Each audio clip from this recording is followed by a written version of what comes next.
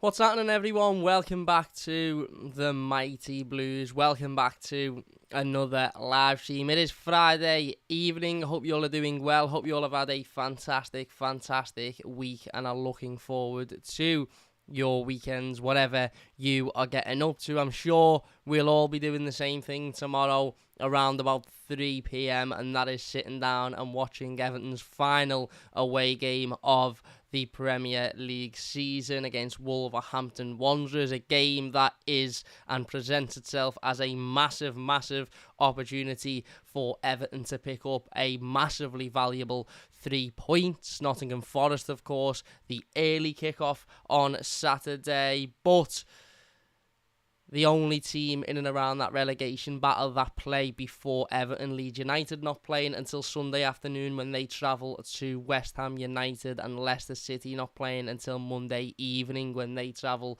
to Newcastle United. So a massive chance for Everton to not only pick up a massive 3 points, but also put ourselves in a really good position with a couple of the other sides that are in and around us still to play. In my opinion, I don't think Nottingham Forest are going to go down.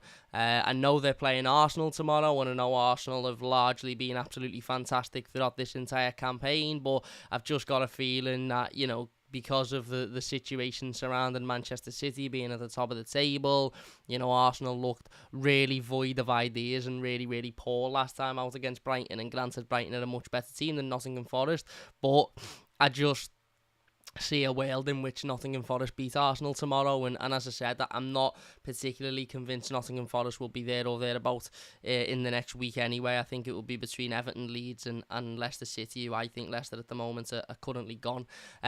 So it's a big opportunity for Sean Dyche and for Everton to put ourselves in the driving seat once again before obviously those two sides play. It's our final away game of the season.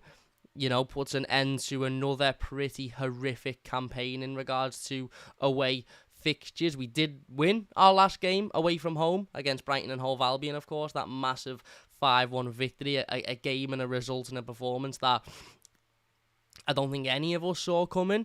But prior to that, our last away win was in October, so quite a poor away record for Everton this season. However, if we can go out and we can win tomorrow afternoon, although it would only make it 3 away wins for the season, which still wouldn't be great, it would be a humongous 3 points going into the final week of the season. Wolves of themselves had a pretty much up and down season, very mid-table-esque, probably where you would expect them to have been at the start of the season. They currently sit 13th in the league, 36 games played, 11 wins, 7 draws, and 18 losses. They're actually on the same amount of losses as what Everton are on. It's just that they've obviously won more games than what Everton have won. Everton have actually won 7, whereas Wolves have drawn 7, and Everton have drawn 11, and Wolves have won 11. They sit currently on 40 points, and of course, with absolutely no worries about whether or not they'll be playing in the Premier League next season. Obviously,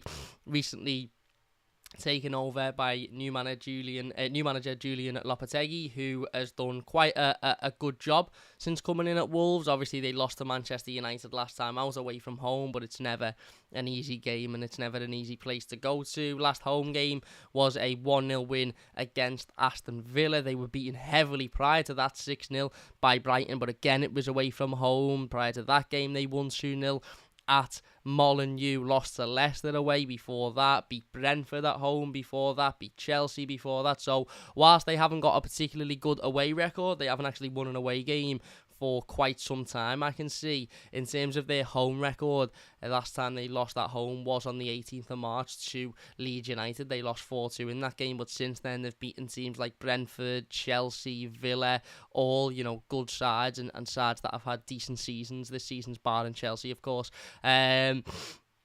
That Wolves have managed to beat at Molineux and have managed to keep up quite a strong home record since their new manager has come in. So this will be anything but an easy game for Sean Dyche, and it will be anything but an easy game for Everton. However, it's pretty much do or die at this point, isn't it? This for me is as much of a cup final as what Everton have had in years. And I know, we sit here every week and we talk about games being must-win games, and I know people are always taking the mick in the comments because I often say, oh, this one's a must-win, or that one's a must-win, or, etc., etc. But the reality of the situation is this game tomorrow afternoon really, really is a must-win. And, I think a point, albeit maybe enough, because 4 points over 2 games might be enough to keep Everton in the division. Can I realistically see Leicester picking up 4 points in 2 games? No. Can I see Leeds United picking up 4 points in 2 games? It's possible, considering they've got Tottenham on the final day of the season, who, again, have been very sort of up and down this season, and certainly at the moment. However, I wouldn't particularly be comfortable coming away from tomorrow with only a point. Not because in isolation I think it will be a bad point, because as I said, you have to go back to, the 18th of March to find Wolverhampton Wanderers' last defeat at home. I think in the situation that we're in, we don't really want to be taken into the last day of the season, and it might go to the last day of the season anyway. We may win tomorrow, and Leeds United may well win on Sunday, which is a possibility. I don't think it's as nailed on as people seem to be thinking. I'm reading a lot on social media and on Twitter today about it being absolutely nailed on that Leeds United are going to beat West Ham on Sunday, because West Ham United had a couple of bevies last night after their win in the Europa Conference League. It baffles me that, because of a couple of videos that have made it onto social media, and a couple of bottles of beer being shown in them videos, that all of a sudden that means that the West Ham United players are going to be hungover 3 days later when playing their final home game of the season. One thing you have to remember is, those West Ham United players will be absolutely bouncing because they've just made their first European Cup final for a number of years. B, it's their final home game of the season, so they will not want to go out on a defeat, regardless of whether or not they've still got a really big game to play. And also, C, Leeds United aren't all of a sudden going to turn into Manchester City. Will they make it difficult for West Ham? I'm sure that they will, and they might play for a point, and they may make it difficult for West Ham to beat them. But I can't see Leeds United turning up and all of a sudden putting 4 or 5 past West Ham United like some people can. But then again, listen, I wouldn't have said that about Everton at Brighton, and we managed to do it. So one thing I would say is I wouldn't worry about anybody else. Everton are in this position because of ourselves, not because of anybody else. And, like I said, West Ham United landed back in the UK at 1 o'clock in the morning last night, and their game only finished at 10 o'clock, so couldn't have been that much of a celebration, could it? But if Leeds United go and beat West Ham on Sunday, then fair play to them, and ultimately, it puts even more importance on Everton going out and beating a Wolves team that, whilst they've got a good home record at the moment, and they are a team that are difficult to beat at home, they are also a side that have got absolutely nothing to play for. They're not going to finish in Europe. They can't go down now.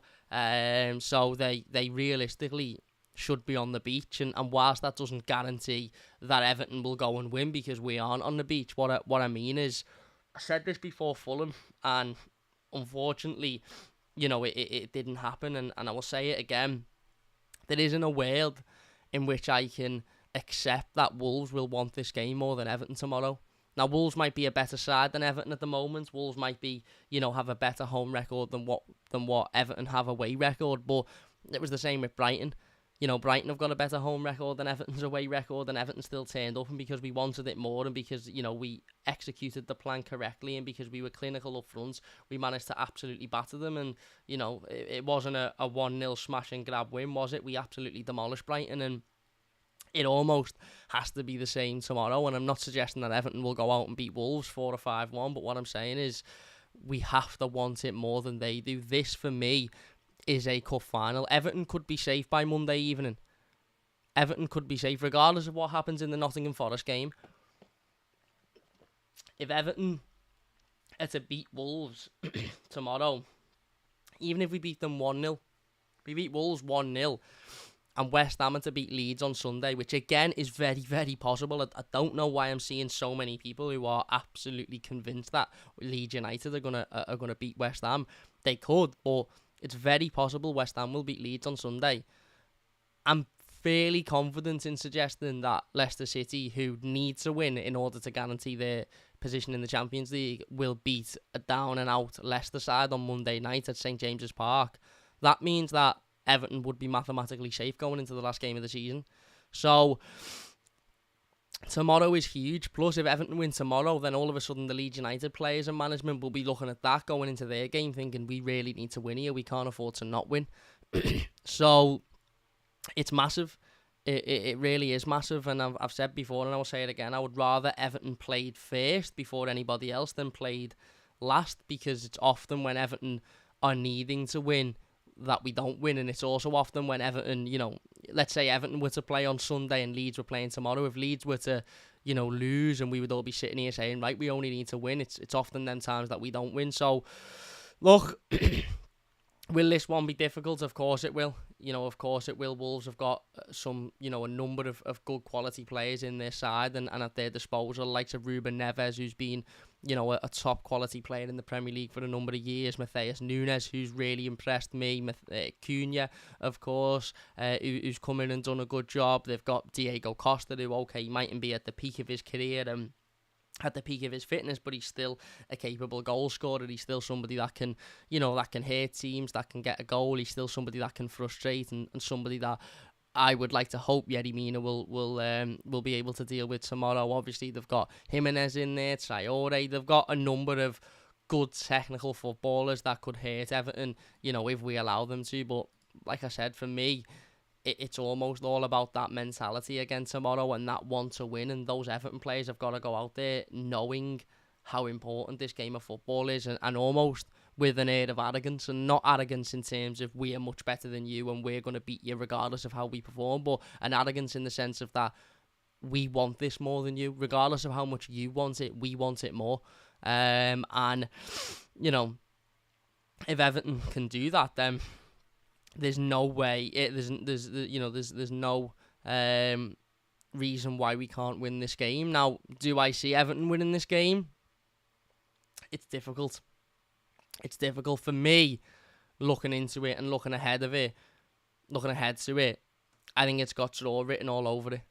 I do think it's got draw written all over it, and that would obviously mean Everton would have to go on and beat Bournemouth on the final day of the season. Unless obviously Leeds United are to lose their next two games and Leicester are to lose their next two games. I think it's very possible Leicester could. Whether or not Leeds United will lose their next two is more in doubt, I think, especially given their fixtures. But ultimately, like I said, I just would like us to surprise us for once. This game for me does have draw written all over it. It's got point written all over it.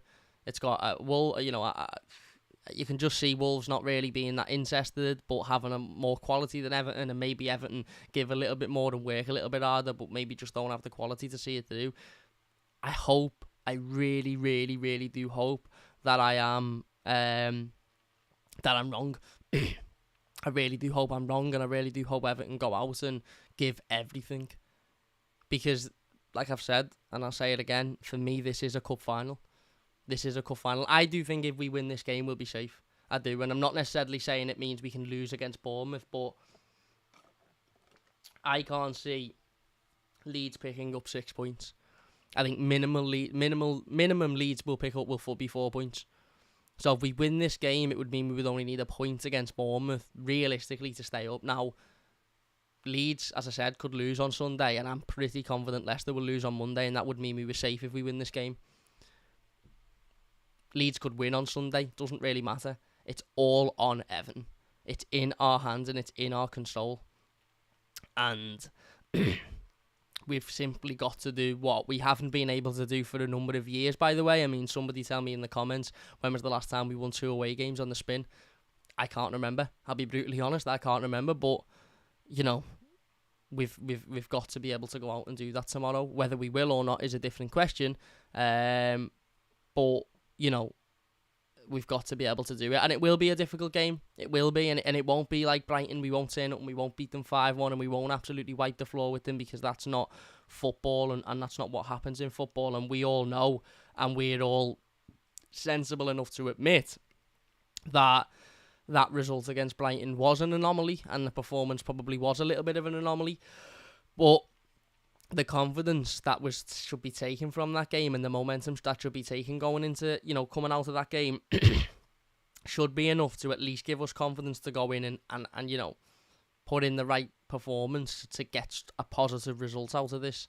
And as I said, for me, this could come down to effort. It could come down to, do we want it more than they do? It could come down to, is the manager brave enough to make a decision, to make that sort of substitute with 20 minutes to go to try and change the game. It may come down to that again. It mightn't, because we might again be 2-0 up in the first half an hour, and Wolves might think, you know what, we've got nothing to play for, so we'll just kick the ball around and look forward to getting on our holidays. It's a really, really difficult one to try and predict, because, as I said, for me, looking on the outside, I just look at it and think this has got a draw written all over it. But the size of this game for Everton and the magnitude of this game for Everton means we can't really afford to draw. And yet, in the grand scheme of things, we might get a draw and then beat Bournemouth, and that might see us safe. But I just don't want to be going into that game next week knowing Everton need to win. It would be terrifying. It would be absolutely terrifying. So, yeah, it will be tough. We know it will be tough. As I said, Wolves is not an easy place to go to, especially not at the moment, and they've got a number of quality players that are certainly capable of hurting Everton. One thing I would say is players like Diego Costa, I think will certainly be out there to try and frustrate. Will certainly be out there to try and get under people's skin, to try and wind people up, to try and get on people's nerves, and that is up to then Yerry Mina to step in and do that job in dealing with him. And I think the team news conversation is really interesting about this one as well. Who does Sean Dyche go for? We heard in his press conference yesterday that Vitaly Mykolenko is unavailable through an injury and maybe will be available for next week's game against Bournemouth, but very unlikely to be available tomorrow. We know, of course, Conor Cody is available because he's at his parent club, so that leaves Sean Dyche with very few options. I've seen some people suggesting 5 at the back. Well, a 5 at the back would mean that Michael Keane has to slot back in, and although Michael Keane has got a good goal-scoring record against Wolves away, bear in mind, I'm not particularly sure at this stage in the season, with the enormity of this game, I want Michael Keane back in the squad. You've then got a discussion for, well, who plays left-back? Mason Holgate played there last week, and granted, it was against Manchester City, and I appreciate that, they're a very difficult opponent to play against. I don't want Mason Holgate in there because I think he's a disaster.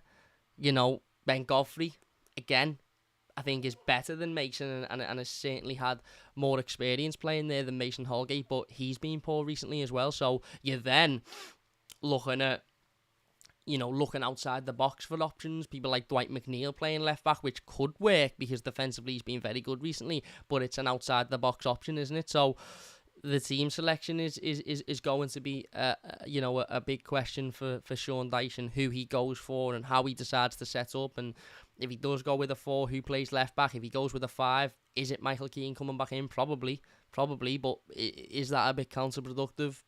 I don't know. So for me, in terms of starting 11s, I'd go with Jordan in goal. I would go with Nathan Patterson at right back because I think he's our right back and there's no other option. I'd go with James Tarkowski and Yerry Mina in the middle, and I'd probably go with Ben at left back. And I understand people, I've seen a couple of people talking about Dwight McNeil playing there. The Blues is talking about Onana playing there. The reason I haven't picked either of them is not necessarily because I don't want to see them there. I just think it's a bit of an outside-the-box option, and Sean Dyche doesn't really strike me as the type of manager to, choose an outside-of-the-box option, and we've seen that numerous times, and that has been proven numerous times before. What I can more likely see is a 5 at the back with Michael Keane there, and maybe Dwight McNeil playing left wing-back, and I will be playing right wing-back, or Patterson playing right wing back, but I can't see a flat back 4 being played and anybody other than Mason Holgate or Ben Godfrey playing left back. So on the basis that I don't want to see Michael Keane in the team, I'm going to go with Ben Godfrey at left back because, as I said, I just think he's the lesser of two evils. Midfield, I'm going to keep with the same midfield. I think Garner has done a good enough job to keep his place, and I'm going to go with Onana and Zakore in there as well. I'm going to go with Garner, Gay and Zakore in there as well. Maybe Onana will come out for James Garner just to add that little bit of physicality and that bit of size and pace in the midfield. Who knows?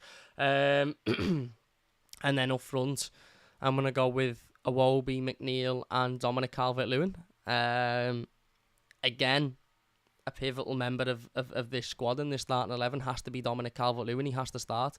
If he doesn't start, this all of a sudden becomes 100 times more difficult than what it was if he does start. His physicality, his pace, his ability to turn, his ability to take on defenders, it just all is so necessary in these remaining 2 games of the season. And if Everton are going to win this game tomorrow, then I have no doubt in my mind that Dominic Calvert-Lewin will play a big part in that. So yeah, there you go. We'll wait and see. As I said, it will be a really interesting team news, and one thing's for sure, when the clock hits 2 o'clock tomorrow afternoon, I think there'll be at least one surprise in there, whether it's somebody at left back or whether it's Michael Keane back in.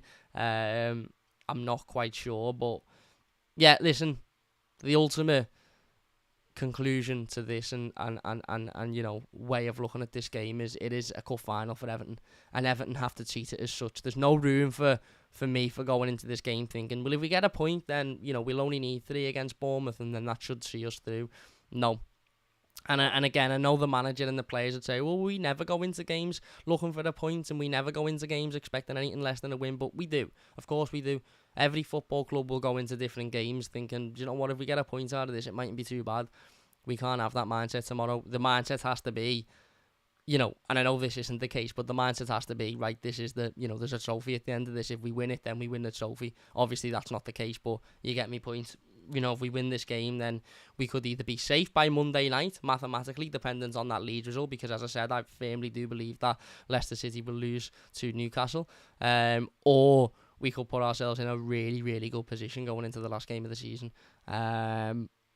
which, you know, which is where we want to be. We don't want to be reliant on that last game of the season, and that would mean we need to win tomorrow, and, you know, it won't be easy because Wolves are a difficult team to beat at home, but for me, you know, let's hope that Everton can go and surprise us and win 2 away games on the bounce. That'd be nice, wouldn't it? Anyway, gonna leave it there. If you have enjoyed it, please hit the like button. It does only take a second. We'll be back with the instant match reaction tomorrow, so don't forget to look out for that one. If you are new, please do subscribe. We did upload a video earlier on talking about the takeover talks and giving our opinion on those. So if you haven't watched that, please do go and check that out. But big thank you all for watching. Leave a like if you have enjoyed it. Subscribe if you are new, and we'll see you later.